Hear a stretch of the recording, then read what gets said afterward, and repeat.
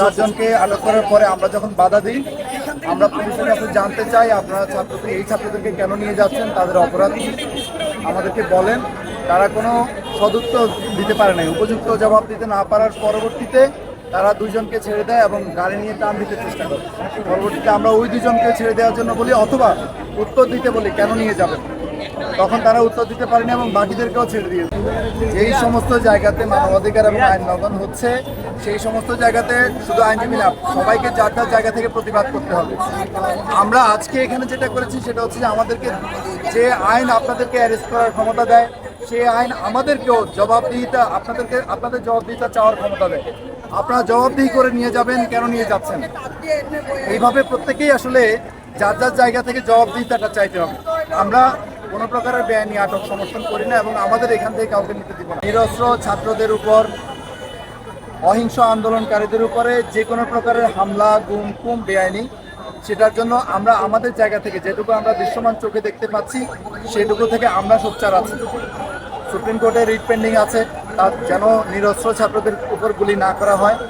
আরেকটা রিট হচ্ছে হেলিকপ্টার থেকে সাউন্ড গ্রেনেড কিংবা গরম পানি এ ধরনের কোনো ব্যবস্থা যেন না নেওয়া হয়, কারণ সে ধরনের কোনো জঙ্গি হামলা এখানে হচ্ছে না।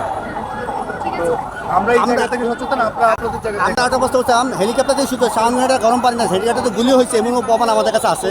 যেখানে হেলিকপ্টারে গুলি বিভিন্ন ছাদে বারিন্দায় বিভিন্ন এটা 7জন না 8জন শিশু মারা গেছে। কিন্তু এটা কোন সংবিধানে হেলিকপ্টারে এবার সাধারণ মানুষ সংবিধানে নেই, এটা কোনো আইনে নেই, এটা বেআইনি। বাংলাদেশ কোনো গৃহযুদ্ধের মধ্যে নেই। এই পরিস্থিতিতে কোনো প্রকারের গুলি ছোড়ার মতো পরিস্থিতি নেই। যে কোনো প্রত্যেকটা গুলি বেআইনি এবং এই গুলির জন্য জবাবদিহি করতে হবে। যে 5 জন নিয়ে গেছিল থানা, ওই 5 জন কি ছেড়েছে? আমরা এখনো পর্যন্ত যতদূর জানি তাদেরকে ছাড়া হয়নি। বিভাগকে ছেড়ে দিতে হয়েছে কারণ ওনাদের কাছে কোনো উপযুক্ত জবাব ছিল না কেন অ্যারেস্ট করবে। আজকে তো ওই 6 জনকে হাইকোর্ট উড়ানোর কথা ছিল এবং এরকম একটা সত্যতা আমরা পেয়েছিলাম, কিন্তু এখানে হাইকোর্টে আজকে জাজ নাকি অসুস্থ। এটা আপনি কোন দিকে নেবেন? জাজ অসুস্থ হতেই পারে, জাজ অসুস্থ হয়েছেন। আমরা ইনশাল্লাহ খুব শীঘ্রই রিটটা শুনানির পরে আমরা নিশ্চয়ই ফলাফল পাওয়ার। অগ্নিসংযোগ কারা করেছে সেটা আসলে প্রশ্নবিদ্ধ ব্যাপার। অগ্নিসংযোগ বলে গ্রেপ্তার যারা করছে তারাই অগ্নিসংযোগ করছে কিনা সেটাও দেখার বিষয়। আর অগ্নিসংযোগের জন্য নিরীহ ছাত্রদেরকে গ্রেপ্তার করার কোনো সুযোগ নেই।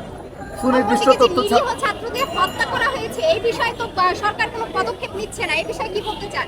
সরকারের যেটুকু পদক্ষেপ আছে সাধারণ জনগণ হিসেবে আমরা সন্তুষ্ট না।